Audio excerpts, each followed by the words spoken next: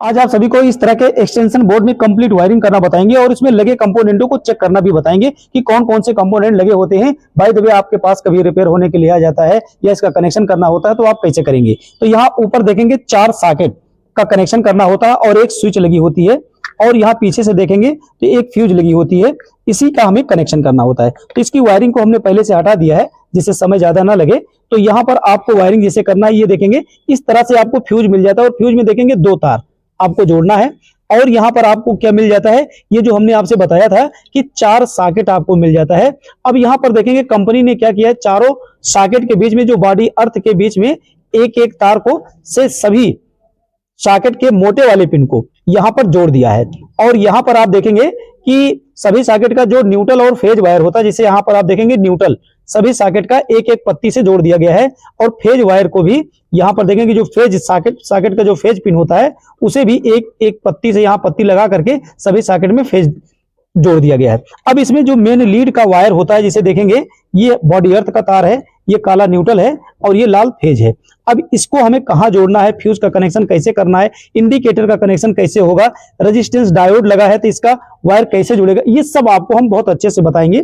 तो चलिए सबसे पहले हम जोड़ते हैं मेन लीड का जो ये बॉडी अर्थ वाला तार होता है। इस बॉडी अर्थ वाले तार को यहाँ पर देखेंगे कंपनी ने सबको शॉर्ट कर दिया है एक पत्ती से, तो यहाँ पर हम बॉडी अर्थ का तार जोड़ देते हैं। तो ऐसे आपको भी इसके साथ जोड़ देना है। देख लेते हैं, हीट है, ये बॉडी अर्थ का तार जुड़ गया है।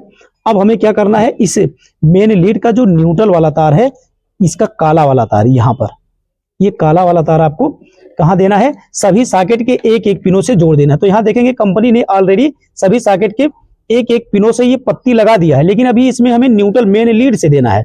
तो लीड ये हमारी है, मेन लीड का ये काला वाला तार है। तो ये यहाँ पर अगर इस पत्ती से हम जोड़ देंगे तो सभी सॉकेट में न्यूट्रल सप्लाई आ जाएगा। तो यहाँ पर ऐसे इसको जोड़ देना है।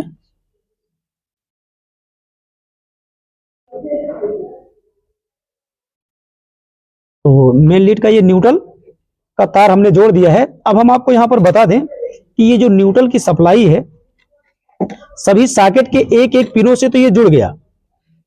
अब यही न्यूट्रल का जो तार है, इस न्यूट्रल के तार को आपको यहाँ पर ध्यान देना है। 2 एलईडी लगी है, तो 2 एलईडी लगी है, दोनों एलईडी के एक एक पिनों से न्यूट्रल का जो मेन लीड का एक तार हमने यहाँ जोड़ा है, यही से 2 तार निकाल करके दोनों एलईडी से जोड़ देना है। तो यहाँ पर आप क्या करेंगे, ये जो एलईडी है इसी एलईडी के एक पिन से यहाँ पर हम न्यूट्रल का एक तार जोड़ देते हैं। अब न्यूट्रल का जो एक दूसरा तार बच रहा है, ये वाला तार, इस तार को एलईडी के दूसरे वाले पिन से हम जोड़ देते हैं। तो एलईडी को न्यूट्रल मिल गया। अब हमें जोड़ लेना है मेन लीड का फेज सप्लाई। तो यहां पर आप देखेंगे मेन लीड का ये जो फेज वायर है, इस फेज वायर को देखेंगे ऑन ऑफ स्विच आपको मिल जाती है। अब ये जो ऑन ऑफ स्विच आपको मिल जाता है, इस ऑन ऑफ स्विच से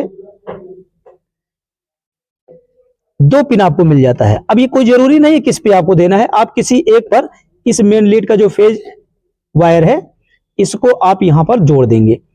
इसके किसी एक वायर में आप इसके किसी एक पिन से, स्विच के किसी एक पिन से ऐसे आपको जोड़ देना है। यहां पर ये देखिए हमने जोड़ दिया।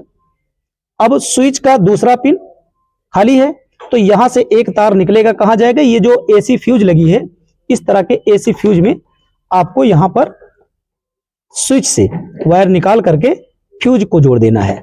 तो चलिए मैं इसको थोड़ा इधर से लेकर के जोड़ लेता हूं। ये यहां से ऐसे जोड़ देना है। तो बहुत आसान है, आप बहुत अच्छे से इसको जोड़ ले जाएंगे। तो यहां देखेंगे ये जुड़ गया। अब यहां से फेज सप्लाई निकला तो फ्यूज में गया। अब फ्यूज से जब ये निकलेगा तो इसको थोड़ा सा इधर कर लेते, तार छोटा पड़ जाएगा।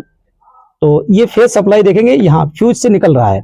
अब ये फेज सप्लाई निकल रहा है फ्यूज से, तो सॉकेट का देखेंगे जो फेज वाला पिन है, एक पत्ती से सभी सॉकेट में फेज सप्लाई जा रहा है। तो ये जो हमारा फ्यूज से फेज सप्लाई निकल रहा है, इसको कहां जोड़ देना है, इसी सॉकेट के इस पत्ती से जोड़ देना है। ये जुड़ गया फेज सप्लाई। अब आपको ये फेज और कहां कहां देना है ये जान लीजिए।